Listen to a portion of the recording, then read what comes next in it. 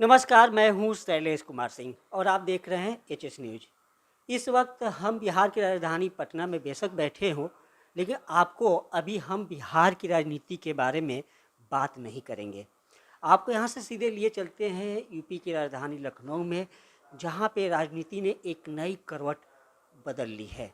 आपको बता दें कि वहाँ पर राज्यसभा के लिए 10 सीटों पर चुनाव होना है, जिसमें 8 बीजेपी के उम्मीदवार जीतते हुए दिखाई दे रहे हैं। उनका स्पष्ट बहुमत है, उसमें कोई संदेह नहीं है। एक सीट के लिए समाजवादी पार्टी के राम गोपाल यादव जी जो हैं वो चुनाव जीत जाएंगे, क्योंकि समाजवादी पार्टी के बाद भी पास भी एक स्पष्ट उनका बहुमत है। एक सीट बच जाता है, 10वां सीट, उस सीट के लिए वहाँ पे कोहराम मचा हुआ है बीजेपी, बीएसपी और बीजेपी और समाजवादी पार्टी में। आपको बता दें कि आज सुबह मायावती ने समाजवादी पार्टी पे बहुत बड़ा आरोप लगाया है।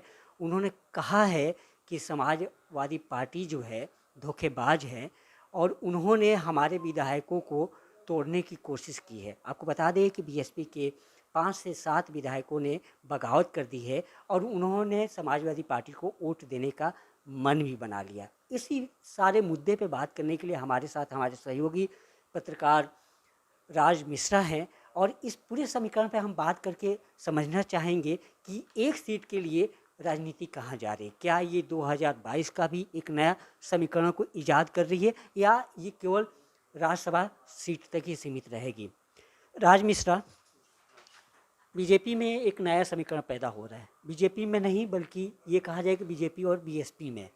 आज मायावती ने समाजवादी पार्टी पर आरोप लगाया है कि उन्होंने हमारे विधायकों को तोड़ने की कोशिश की है, या यूँ कहे कि समाजवादी पार्टी ने उनके विधायकों को तोड़ भी लिया है, क्योंकि 5 विधायकों ने ये अनाउंस कर दिया है कि हम जो है बीएसपी के उम्मीदवार को समर्थन नहीं देंगे, मतलब वोट नहीं देंगे। निश्चित तौर पे वो कहीं ना कहीं समाजवादी पार्टी के उम्मीदवार को जिताना चाहते हैं। इस समीकरण को आप किस तरीके से लेते हैं? देखिए, जैसे ही समाजवादी पार्टी ने अपने दूसरे प्रत्याशी की घोषणा की थी, प्रकाश बजाज को जैसे ही मैदान में उतारा था, तो वहीं उसी समय लग गया था कि या इनके पास इन ये जोड़-तोड़ की रणनीति बनाने में जुट चुके हैं। एक जो इनका सदस्य था वो आराम से पहुंच रहा था। अगर संख्या बल के हिसाब से बात करें, 48 विधायक हैं इनके पास, तो रामगोपाल यादव जी आराम से पहुंच रहे थे। दूसरे कैंडिडेट को पहुंचाने के लिए इनके पास पर्याप्त संख्या बल नहीं थी। इसके बावजूद अगर उन्होंने दूसरे प्रत्याशी को मैदान में उतारा है, तो इसका मतलब है कि उनको कहीं ना कहीं से आस जरूर थी कि उनको वो दूसरे प्रत्याशी को भेज सकते हैं, कांग्रेस का उनको साथ मिल मिल सकता था, कांग्रेस का समर्थन मिलेगा। उसके अलावा वो निर्दलियों पर भी, वो निर्दलीय का भी बातचीत कर रहे होंगे, उनसे भी कुछ आश्वासन मिला होगा। साथ ही जैसा आप बता रहे हैं कि 7 बीएसपी के विधायक भी समाजवादी की तरफ रुख कर रहे हैं, तो इसी रणनीति के तहत उन्होंने दूसरे कैंडिडेट को उतारा है मैदान में। और ये जैसा कि आप बता रहे हैं कि 7 विधायक उनको वोट करेंगे, तो आपको बता दें कि 5 विधायकों को मायावती ने निलंबित भी कर दिया है। यानी कहीं ना कहीं बीएसपी के अंदर एक अंतर्कलह जो थी वो अखिलेश ने पैदा कर दी है। उनकी पार्टी में एक द्वंद्व मचा दिया है राज्यसभा चुनाव को लेकर, और ये सिर्फ राज्यसभा चुनाव तक ही सीमित नहीं रहेगा। ये 2022 की रणनीति अभी से तैयार होने लगी है, वो सभी पार्टियां शुरू कर चुकी हैं। वो चाहे समाजवादी पार्टी हो, चाहे बहुजन समाज पार्टी हो, या चाहे वो भारतीय जनता पार्टी हो, सभी 2022 को ध्यान में रखकर राज्यसभा का चुनाव लड़ रहे हैं। राज मिश्रा, ये बताइए कि पिछला जो लोकसभा चुनाव हुआ था उसमें 7 कस्में समाजवादी पार्टी और बीएसपी ने खाई थी कि हम तो साथ साथ हैं, किसी भी कीमत में हम जो है ये गठबंधन नहीं तोड़ेंगे। आपको याद होगा अखिलेश यादव ने, मायावती ने प्रेस कॉन्फ्रेंस किया था और बहुत भव्य प्रेस कॉन्फ्रेंस था। तो क्या समझा जाए कि एक राज्यसभा सीट के लिए समाजवादी पार्टी और बीएसपी ने अपना संबंध तोड़ लिया? नहीं, संबंध तो इनका काफी पहले टूट गया था। और राजनीति में देखिए, संबंध जीवन पर्यंत नहीं रहते हैं। राजनीति का नाम ही है, इसीलिए बोलते हैं कि राजनीति बहुत गंदी चीज है। यहाँ संबंध बनते और बिगड़ते रहते हैं सिर्फ सत्ता के लिए। सत्ता पाने के लिए आप देखेंगे कि जम्मू कश्मीर में बीजेपी ने पीडीपी से समर्थन कर लिया था, तो सत्ता के लिए महाराष्ट्र में शिवसेना ने एनसीपी और कांग्रेस से समर्थन कर लिया। सत्ता के लिए राजनीति में अब विचारधारा की कोई वैल्यू नहीं है। आपको सरकार बनानी है, आप किसी भी पार्टी से समर्थन कर सकते हैं, जो समर्थन ले सकते हैं। हरियाणा में वही मनोहर लाल खट्टर और जेजेपी आपस में एक दूसरे के खिलाफ चुनाव लड़ रहे थे, बाद में दोनों लोगों ने मिलकर सरकार बना ली। राजनीति में सब एक ही मूल मंत्र होता है, वो होता है सरकार बनाना। सरकार बनाने के लिए आप किसी जो पार्टियां होती हैं वो किसी का भी समर्थन ले सकती हैं। आप जिस सीट के लिए ये महाभारत शुरू हुई है, अब मुझे वो समीकरण बताइए आप, अपने दर्शकों को मैं समझा पाऊँ कि विधानसभा में जो सीट है 17 सीट जो है बीएसपी के पास है, 17 सीट जो है बीजेपी के पास है।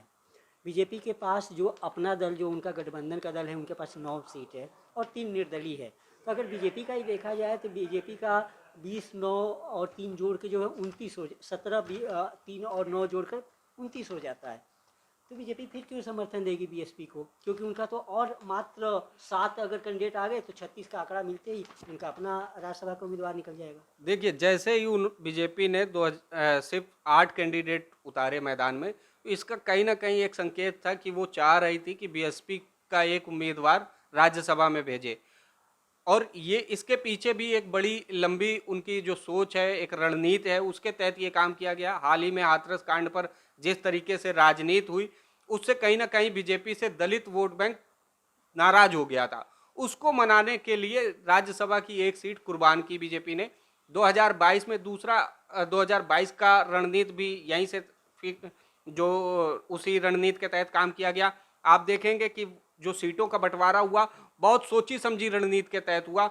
जातिगत समीकरण बिल्कुल उन पर विशेष ध्यान रखा गया। ब्राह्मण समुदाय से 2 कैंडिडेट को टिकट दिया गया, क्षत्रिय समुदाय से 2 को दिया, वह दलित से 1 को, जो मायावती के बहुत ही करीबी थे, पूर्व डीजीपी, उनको टिकट दिया गया।